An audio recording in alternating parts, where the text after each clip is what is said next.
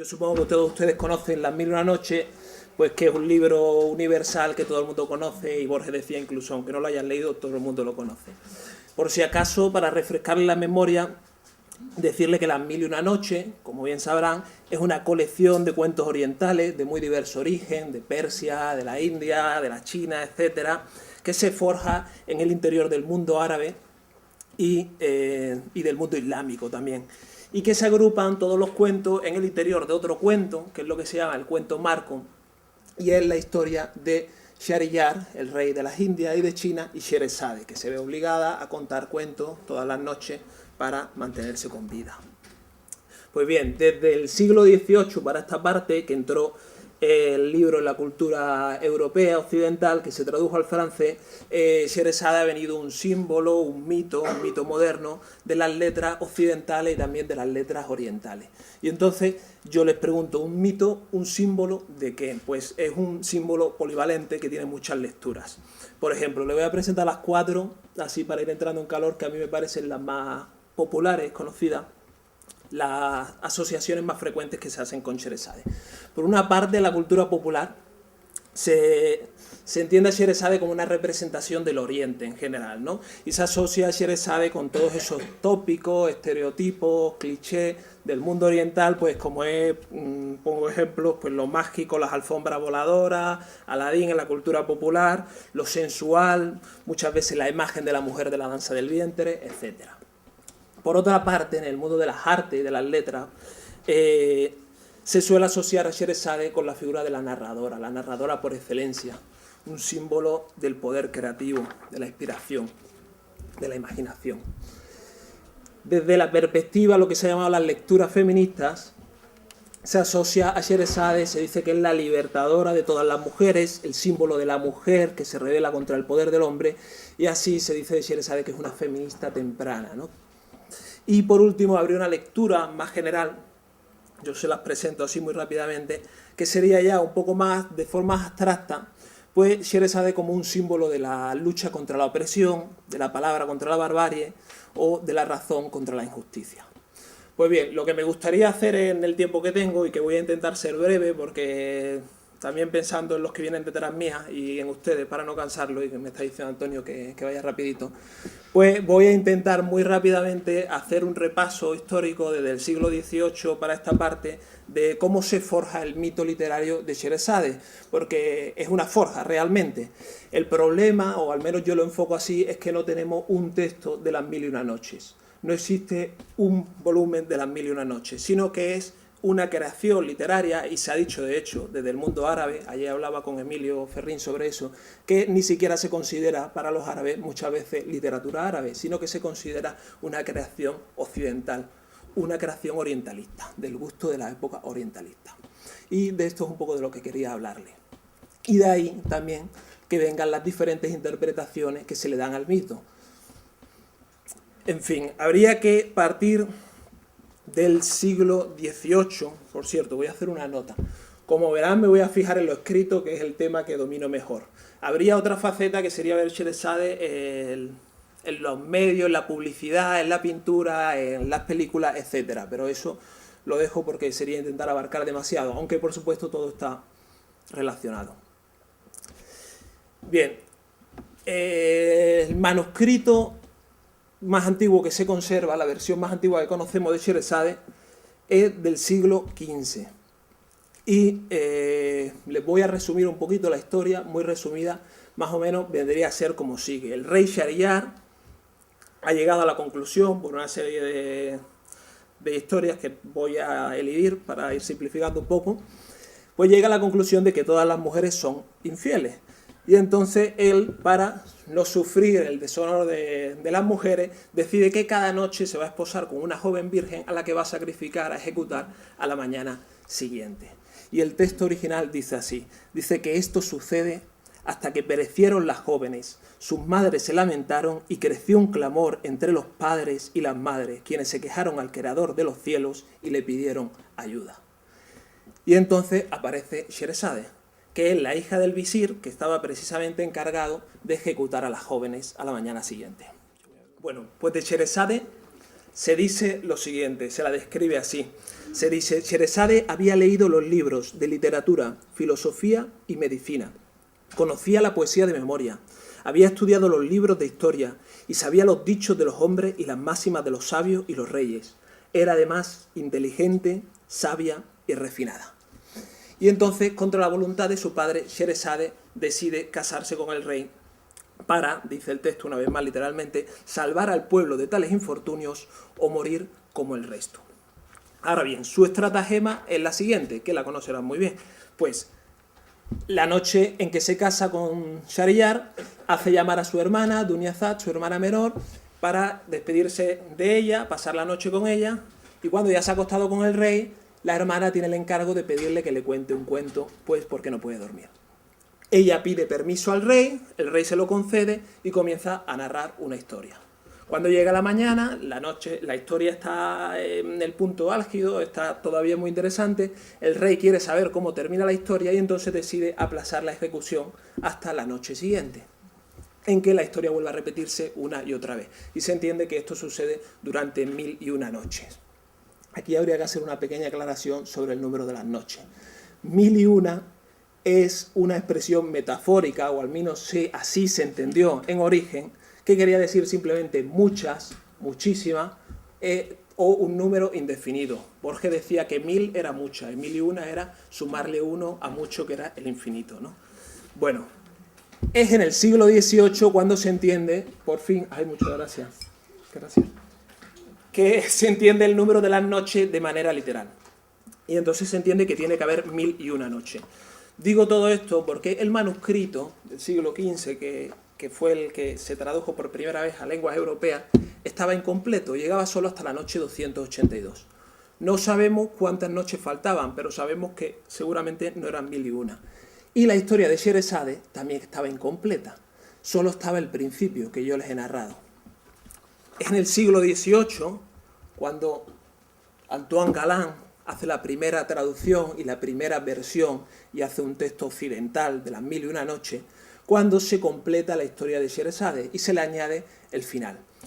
Galland añade en concreto dos cosas que me parecen fundamentales para comprender la figura de Sheresade, tal y como ha llegado por lo menos en la acepción cultural, la primera que les decía. La primera es la belleza. Ustedes habrán visto que en lo que yo he leído no se hablaba de su físico, pero Galland añade la belleza. Galland dice, se había aplicado felizmente a la medicina, a la filosofía y a las bellas artes, y hacía los versos mejor que los poetas más célebres de su tiempo. Y añade Galland, y esto lo añade Galland, dice, además de eso, estaba dotada de una belleza excelente. Esto es el comienzo de la belleza que se va a ir multiplicando hasta nuestros días, hasta esta imagen física que tenemos de Sheresade, que acalla, digamos, la faceta intelectual de Sheresade, por lo menos en su versión más popular. Por otra parte, como les decía, Galland añade el final y da comienzo así a una serie de reescrituras de los finales de las 1001 noches, que se va a convertir en toda una tradición literaria que va a ser reescribir el final de la historia de Sheresade. En el final de Galland, en su versión, por voluntad propia del rey, cuando llega la noche 1001, el rey decide que su esposa es casta, es fiel y pura, y decide perdonarla y colmarla de honores. Ese es el final que da Galland. Luego vamos a ver cómo se va transformando también ese final. Bueno, hay una cosa que Galland no añade, sino que elimina y que da también idea de la imagen que se tuvo en principio de Sheresade y de cómo ha ido evolucionando en nuestra cultura. Galland no añade la cuenta de las noches. Había una fórmula que se iba repitiendo cada tantas páginas, que más o menos vendría a ser como sigue. Pues se decía, con estas palabras Sheresade, viendo que amanecía, interrumpió el relato. Lo retomó a la noche siguiente y le dijo al sultán de las Indias, y entonces se añadía el número de noche por la que iba el cuento, noche tal, noche tal. Bueno, pues Galland esto lo elimina. Y cuando elimina esto, elimina Sheresade. Entonces, de los 12 tomos, en que se publicó 12 volúmenes, en realidad a partir del cuarto volumen, Sheresade no está en las 1001 noches de Galland, sino que ha sido eliminada. Y reaparece en una página al final de las 1001 noches, además ya un poco incongruentemente, porque ya para entonces el lector casi se había olvidado de que existía Sheresade. Y además Galland se justifica y dice que ¿por qué lo elimina?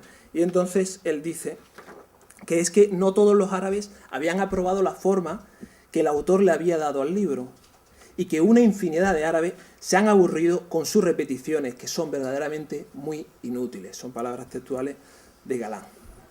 Lo que quiero remarcar con esto es que Sherezade era un personaje necesario, pero en principio secundario.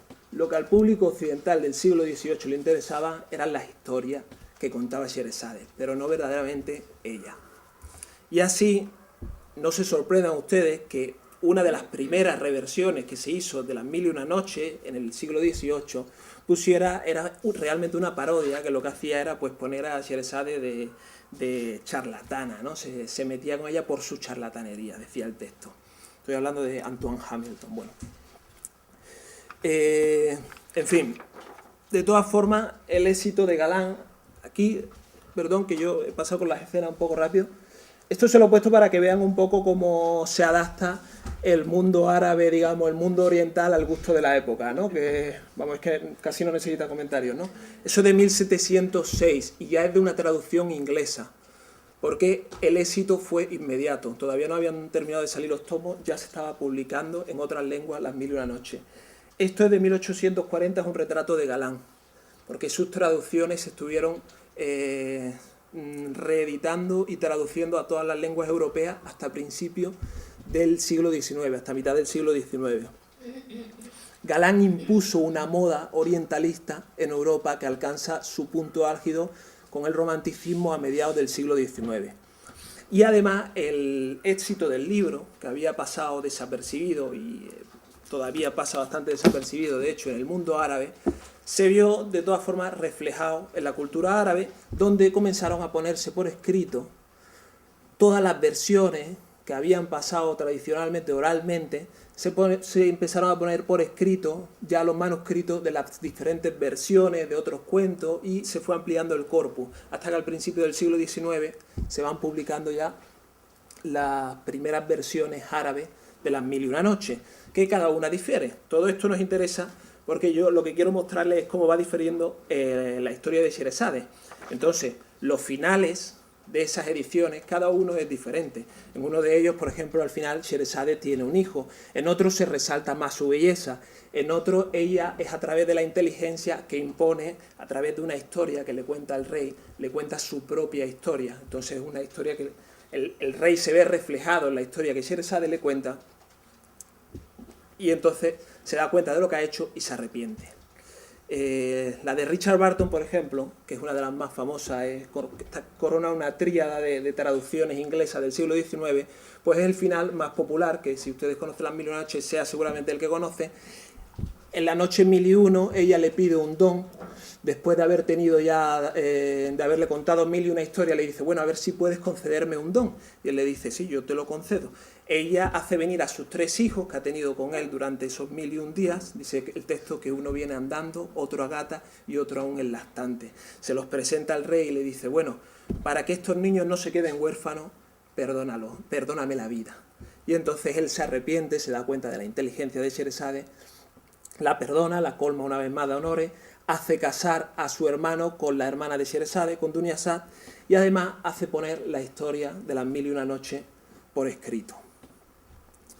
Ya antes, esto que le decía de la moda orientalista del siglo XIX, París se consideró de hecho la capital oriental de la moda oriental del siglo XIX, y justo en esos años ya tenemos las primeras reescrituras serias de Las Mil y una Noches, de la historia de Sherezade. Esta es de Gautier, La Mille et une Nuits. ¿Qué se está trabajando? Se está trabajando el físico de Sherezade, la imagen popular, y sobre todo se está trabajando el personaje, se va profundizando en la psique de ella, pero se ha dicho después de una manera muy superficial. Sobre todo se trabaja, Gautier, la imagen de Sherezade como inspiradora de narraciones. Ella se presenta en este cuento y le pide al narrador que le narre un cuento, que le cuente una historia, digamos que lo inspira. Luego tenemos este de Edgar Allan Poe, que escribe también el cuento 1002, ¿no? de Thousand and Second Tale of Sherezade, y donde más o menos también Poe se centra en contar qué pasa después de la noche 1001. Lo curioso es que los dos narradores, y se ha dicho que por envidia, acaban asesinando a Sherezade. Resulta que en las dos versiones, muy similarmente, y además que parece que no había ninguna conexión entre ellos, o sea que esto tiene que haber una explicación, pero yo no la conozco, los dos, finalmente, cuando llega la noche 1002, el rey Shahriyar, que ya la había perdonado, se arrepiente y decide ejecutarla para terminar con su vida. Más tarde voy a hablar un poquito de Fátima Mernissi, que dice que ella habla sobre estos dos cuentos en su libro El harén en Occidente y dice que matar a Sherezade es un crimen tan horrible que solo un occidental podía atreverse a cometerlo, que un árabe nunca hubiera cometido un crimen tan horrible. Bueno, con todas estas recreaciones y trabajos que vamos profundizando en la figura de Sherezade, llegamos a las 1001 noches de Mardrus, que tiene que ponerse en esta línea, aunque se le llame traducción. Más que una traducción, la de Mardrus es una versión. En realidad, Mardrus reinventa las 1001 noches.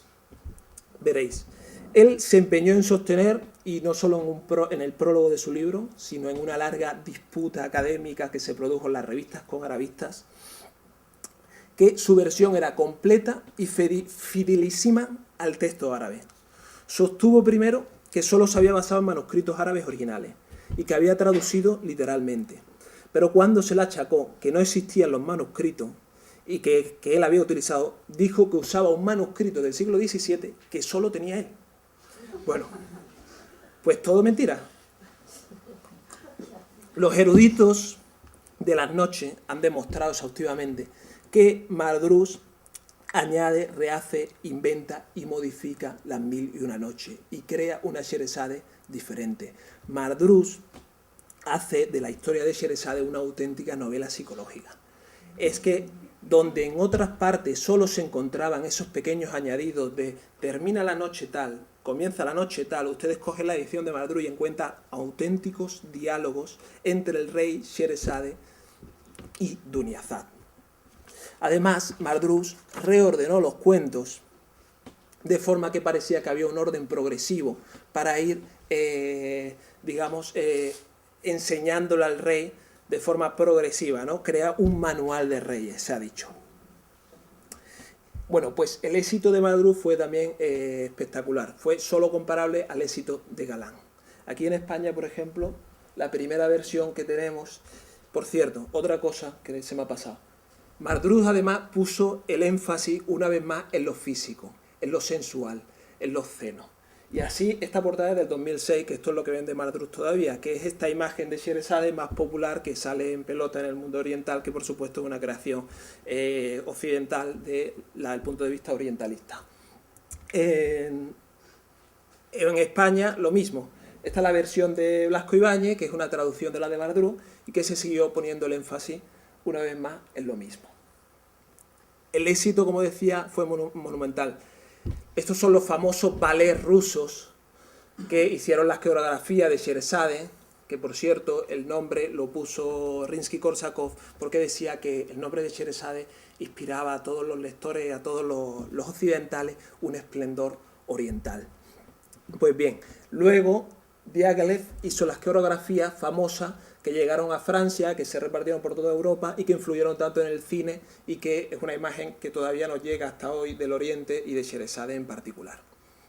Lo curioso es que paralelamente a todos estos énfasis físico, sensual y toda esta imaginería, se hace a partir de la versión de Mardrus es que tenemos la primera lectura feminista del texto de Mardrus, que es de Marie Lahy-Hollebeck, una autora francesa, y que ella hace una lectura detenida y analítica de la versión de Mardrus que tanto había profundizado en la psique de los personajes. Esto le da a ella un pie para hablar de las 1001 noches y dice que es una obra maestra de la humanidad y que Sherezade es la máscara bajo la que se escondería uno de los primeros feministas de la historia, pues que le había otorgado tanta inteligencia y tanto saber a Sherezade para educar al hombre.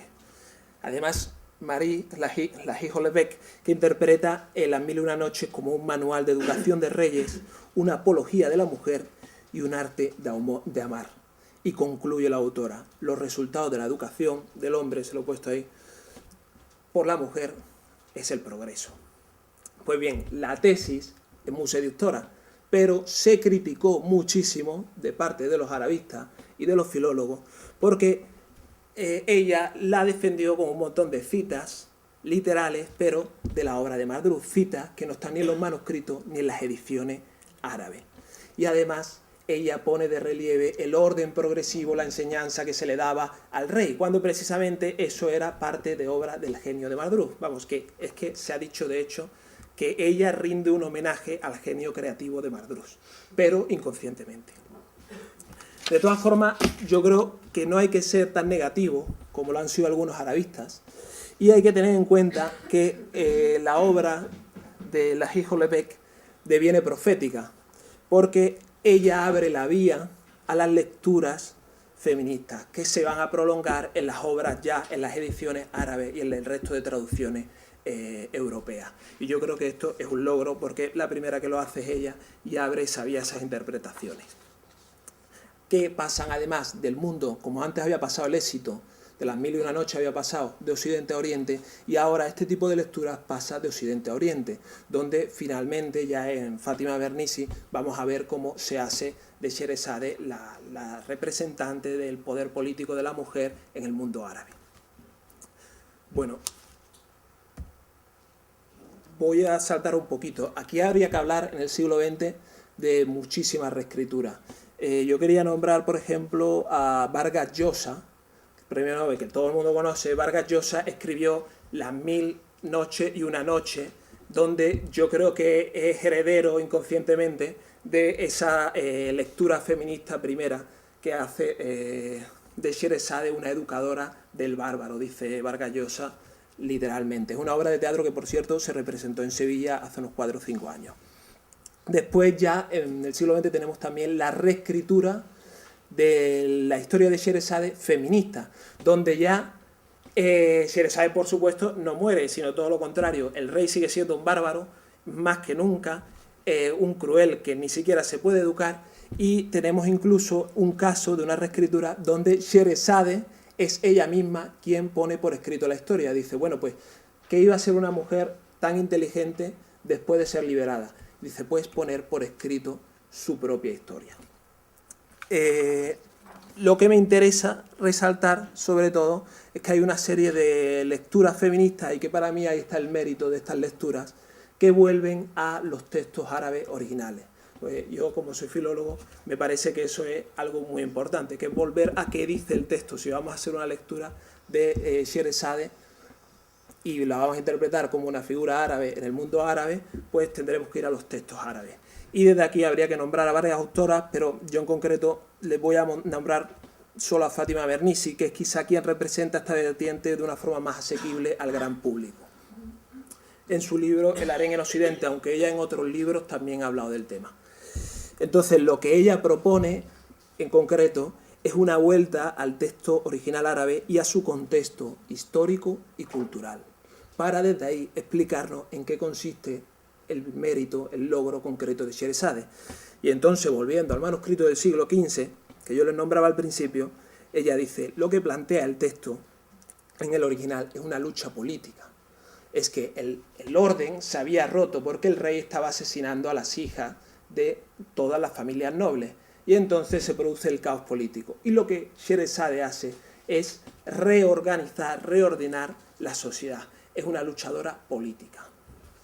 Entonces, ella, además, Bernisi, se centra muy especialmente en rebatir la supuesta belleza de Sherezade, que está fundamentada, diría ella, en una lectura superficial y literal del texto árabe, y que precisamente es esa lectura física la que acalla a Sherezade. Pues sí, su don consiste precisamente en hablar, y en lo que no hace énfasis el texto árabe para nada es en lo físico. Cuando se pone el énfasis en lo físico, dice ella, en realidad la estamos acallando, porque estamos acallando sus virtudes intelectuales.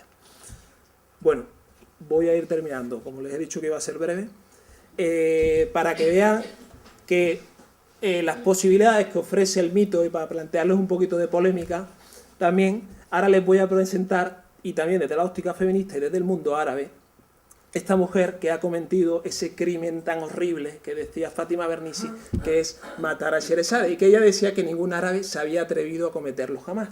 Pues bien, Humana Haddad nos plantearía la subversión del mito. Y yo creo que es bastante interesante, porque además es una subversión con bastante éxito, para mi punto de vista. Aquí les planteo la polémica.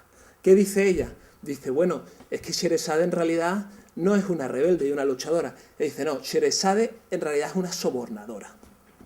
Sherazade se dedica a negociar con los derechos fundamentales de las mujeres y a ofrecerle al rey lo que él quiere, que es una serie de historias para comprar la paz. Así que, dice ella literalmente, Sherazade no enseña resistencia y rebelión a las mujeres, tal como se insinúa al discutir y analizar el personaje de Sherazade. En realidad, les enseña a hacer concesiones y a negociar con sus derechos fundamentales. Las convence de que complacer al hombre, ya sea con una historia, un buen polvo o lo que sea, es el modo de abrirse paso en la vida. Y así ella, desde el mundo árabe también, libanesa, subvierte el mito a comienzos del siglo XXI. En fin, yo creo que con esta última interpretación, como les decía, la polémica está servida, para debatir un poco si quieren, pero más importante que eso, creo que lo que Haddad nos muestra y nos recuerda es que el mito de Sherazade puede ser una y otra vez reinterpretado hacia distintas direcciones. Y en mi opinión es precisamente ahí donde reside mayormente la universalidad del personaje, en su capacidad de adaptación y su constante vitalidad. Pero en cualquier caso, voy terminando, no te preocupes, Antonio. En cualquier caso, creo que desde Oriente hasta Occidente y de vuelta a Oriente, Sherazade se presenta como un nexo de unión entre culturas y como inspiración creadora y como una invitación al diálogo y a la reflexión entre hombres y mujeres. Muchas gracias.